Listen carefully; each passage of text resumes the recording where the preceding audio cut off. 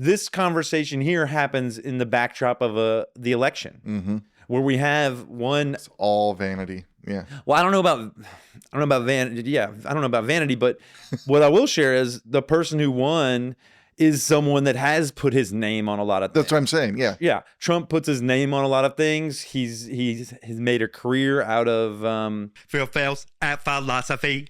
Licensing the rights to use Trump as a name, putting it on products, putting it on buildings, putting it on, Right. all kinds of, putting it on Bibles. So there's this idea of like, get my name out there into the world. Let me be known in this society. Yeah, and in the process seems to have convinced the world that he is a path to economic prosperity, right? Like because the thing that strikes me coming out of the election itself is like, at least the preliminary discussions around exit polls is like, who voted for, of course there were the ideologues that voted for Trump because they like his rhetoric. Yeah.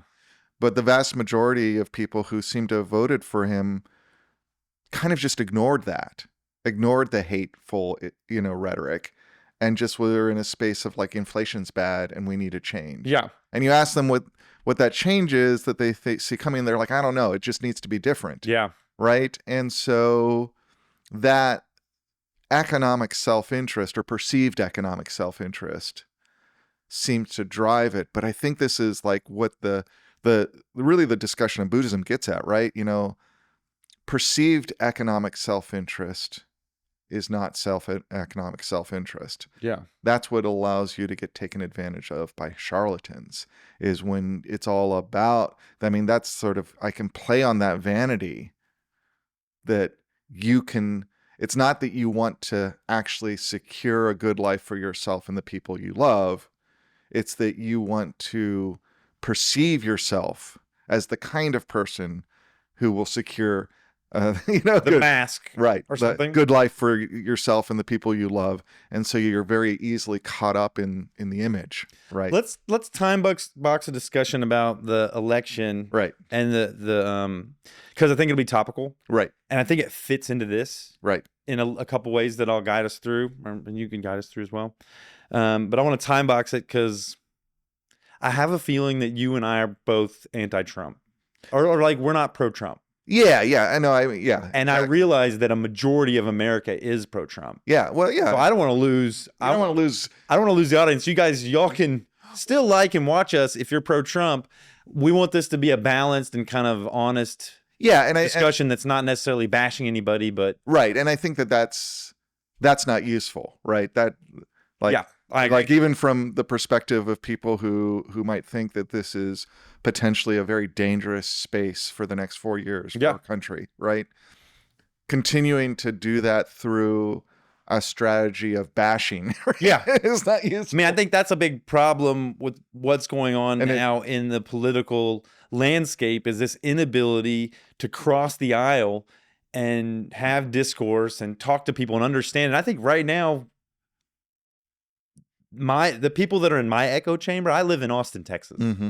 This is a pretty liberal town. And I think and all these people are into meditation and a lot of woke stuff, a lot of like mindful, all that stuff. And the one place where it seems like they lack the ability to have acceptance, empathy, and compassion is with folks that have a political ideology that's different from theirs. Yeah. And I think that's a place where they probably benefit the most from applying that acceptance, learning about how people feel about, how did you arrive at that? Can we find some middle ground? Yeah. If I know we said we were going to box it, but we're not. But I think when I think about what just happened, right? There's part of me that woke up that morning after the election and was like, wow, a majority of my neighbors, a majority of the people that I share this country with, that I have loved my whole life, right? That I have really felt like, for all its problems, led me into a life of goodness, of prosperity, good life, right? These are your fellow countrymen, right? That they decided to elect someone who was calling out me and my family as the enemy within, right? That rhetoric was there. Yeah. That Yeah. that What is the enemy within? What, from your perspective, what is the enemy within? I mean, he explicitly started kind of going through the list of peoples that he had talked, including LGBTQ people, and so yeah, Oh, is that what he said? yeah. So that's a space within the kind of broader rhetoric Yeah. that I woke up with. Is just like I'm a target, It's like reminiscent of the Red Scare. right. It's reminiscent of Exactly, blacklisting and right, and it is kind of vague what that means, but that's precisely the the problem. vagueness is oftentimes a tool for Right. like allowing the radicals So kind of interpret and then yeah, and so that's perhaps. like I woke up feeling more a target. Yeah. Right. I already feel a target, but more a target of not only, you know, I live in a state that is trying to criminalize many of the things that my community has tried to build, right? Right. I have a lot of good friends who are trying to figure out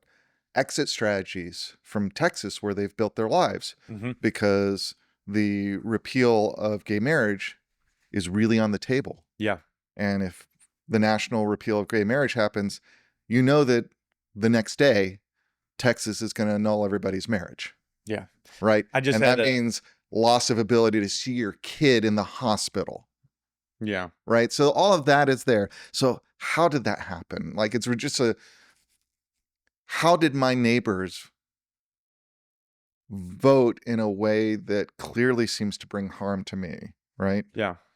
And you could go, well, oh, you're overinterpreting it. It's like, no, I think if you listen to it and you look at the policy that's being put out and the policy briefs by the people there, that's real. Like that's not the problem. The problem isn't that we've misdiagnosed that it's more dangerous than it is. It truly is dangerous Yeah. for a lot of us. How The do we problem how do is- we come upon a country where a Right. majority of the people are okay with it? The problem is, I think, to some extent, right? At least within the sphere of where we have power, where I have power, is, you know, we're not making friends with our neighbors, Yeah. right? Well, yeah, we live in like- echo chambers. And if you look at